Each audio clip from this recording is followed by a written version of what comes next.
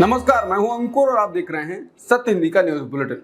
एक नजर अब तक की सुर्खियों पर। जस्टिस एस के कॉल से सवाल किया गया था कि क्या ये सरकार आक्रामक है या भारी बहुमत वाली सरकार आक्रामक ही होती है। इसके जवाब में जस्टिस कॉल ने कहा, इसे 1950 के दशक से देखिए, सभी फैसले थोड़े कठिन रहे होंगे और ये काम का हिस्सा है।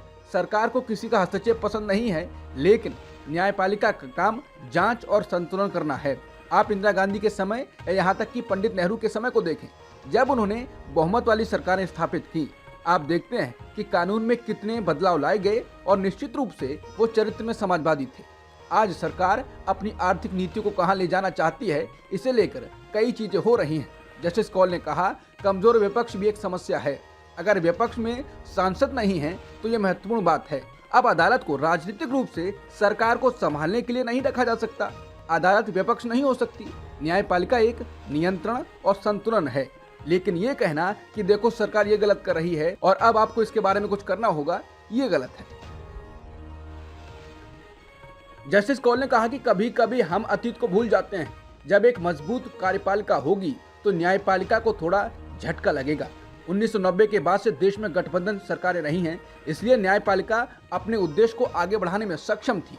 मुझे लगता है कि कभी कभी कुछ क्षेत्रों में अतिक्रमण भी करती थी, लेकिन बहुमत की सरकार आने से उम्मीद थी कि कुछ कदम वापस लेने पड़ेंगे। यानी जस्टिस कौल ये कहना चाहते हैं कि गठबंधन सरकारों के दौर में अदालतों ने ज्यादा महत्वपूर्ण फैसले लिए। इंडियन एक्सप्रेस ने साक्षात्कार में पूछा कि अदालतों ने अक्सर इस बात को कहा है कि कानून बिना बहस के जल्दबाजी में पारित कर दिया जाता है, जैसे कि कृषि कानून, आपराधिक कानून या पिछले हफ्ते मुख्य चुनाव आयुक्त की नियुक्ति के संबंध में।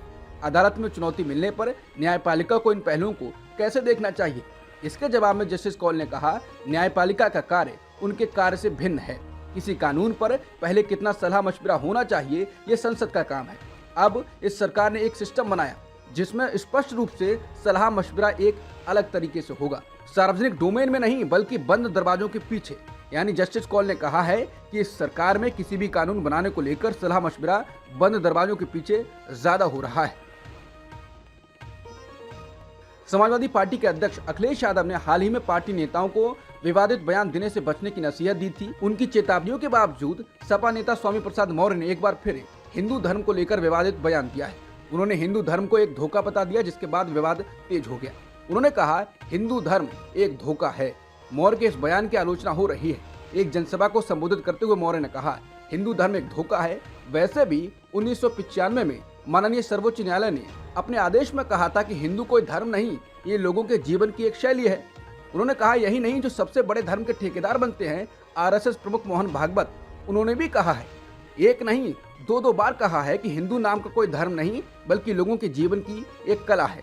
उन्होंने कहा, देश के माननीय प्रधानमंत्री मोदी जी ने भी कहा कि हिंदू धर्म धर्म नहीं है। लेकिन इन लोगों के कहने से किसी की भावना आहत नहीं होती है। अगर स्वामी प्रसाद मौर्य कह देते हैं कि हिंदू धर्म धर्म नहीं है बल्कि एक धोखा है और जिसे हम हिंदू धर्म कहते हैं वो कुछ लोगों के लिए धंधा है, तो पूरे देश में भूचाल मच जाता है।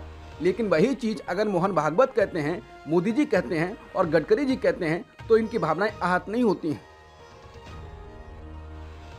सीपीआईएम की नेता और राज्यसभा सांसद वृंदा करात ने कहा है कि उनकी पार्टी 22 जनवरी को अयोध्या के राम मंदिर में होने वाले प्राण प्रतिष्ठा समारोह में शामिल नहीं होगी। उन्होंने कहा कि हमारी पार्टी इस आयोजन में नहीं जाएगी। इसके पीछे हमारी एक बुनियादी समझ है। हम धार्मिक भावनाओं की कद्र करते हैं, लेकिन इस तरह के धार्मिक अनुष्ठान को राजनीति से जोड़कर राजनीतिक मंशा के साथ आप इसका इस्तेमाल कर रहे हैं। हमारी समझ में ये देश के संवैधानिक प्रावधान के अनुरूप नहीं है। देश की सत्ता किसी एक धर्म के रंग में नहीं होनी चाहिए। एक धार्मिक अनुष्ठान का राजनीतिकरण बिल्कुल सही नहीं है। कांग्रेस ने कहा है कि कानूनी मामलों के जानकारों का कहना है कि नए आपराधिक कानूनों के नतीजे भयानक हो सकते हैं।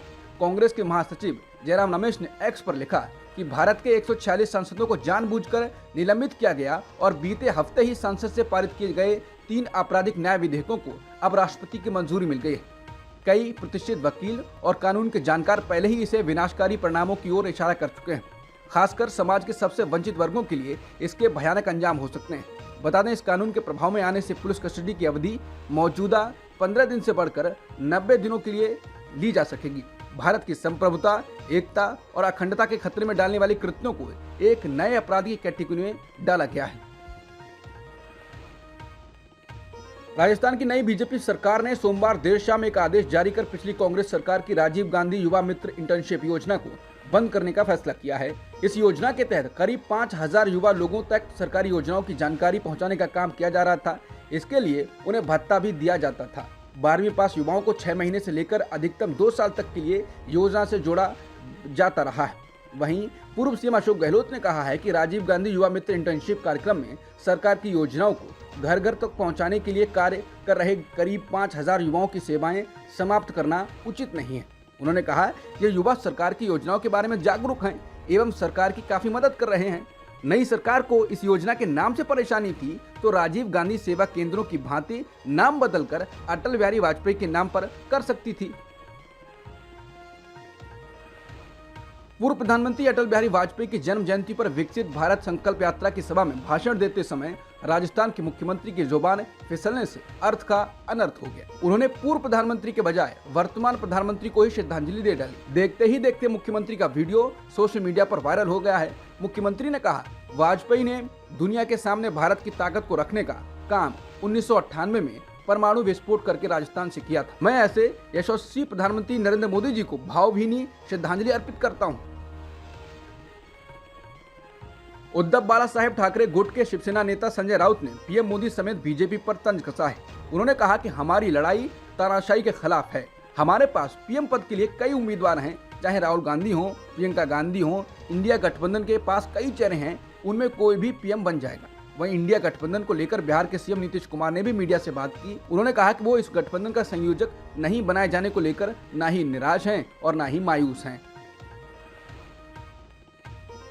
भले ही बसपा अध्यक्ष मायावती ने इंडिया गठबंधन और भाजपा के नेतृत्व वाले एनडीए से दूर रहने की नीति बनाए रखना पसंद किया है, लेकिन पार्टी का एक वर्ग चाहता है कि वो विपक्षी गुट के साथ जुड़ जाएं। इंडियन एक्सप्रेस के अनुसार बसपा के एक अंदरूनी सूत्र ने कहा है कि पार्टी तभी जीत सकती है जब वो जाटव दलितों के अपने पारंपरिक आधार के बाहर मतदाताओं से जुड़ेगी।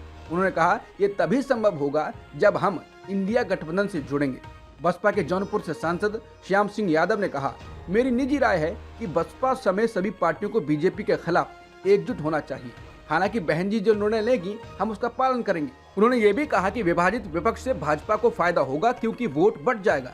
एक अन्य बीएसपी सांसद ने कहा, मौजूदा राजनीतिक परिदृश्य को देखते हुए बेहतर होगा कि हम इंडिया ब्लॉक से हाथ मिला लें। अगर बीएसपी अकेले चुनाव लड़ती है और इंडिया ब्लॉक के वोट काटती है तो बीजेपी को फायदा होगा। जम्मू कश्मीर के पुंछ जिले में पूछताछ के लिए बुलाए गए 3 लोगों की मौत हो गई। सेना ने इस मामले की जांच के आदेश दे दिए हैं। सोमवार भारतीय सेना के प्रमुख जनरल मनोज पांडे सुरक्षा का जायजा लेने पहुंचे और कमांडरों से कहा कि वो पेशेवर तरीके से ऑपरेशन चलाएं।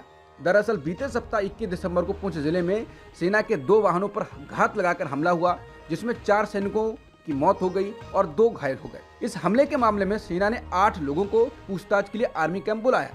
इन 8 लोगों में से 3 लोगों की मौत हो गई और 5 घायल हुए, जिन्होंने राजौरी के सरकारी अस्पताल ले जाया गया। आरोप है कि पूछताछ के दौरान इन लोगों को टॉर्चर किया गया। सेना ने इस मामले में बयान जारी किया है और कहा कि मामले की जांच चल रही है। विदेश मंत्री एस जयशंकर सोमवार को रूस की 5 दिवसीय यात्रा पर मॉस्को पहुंचे। इस दौरान वो अपने समकक्ष के साथ बातचीत करेंगे और विभिन्न द्विपक्षीय तथा वैश्विक मुद्दों पर चर्चा करेंगे।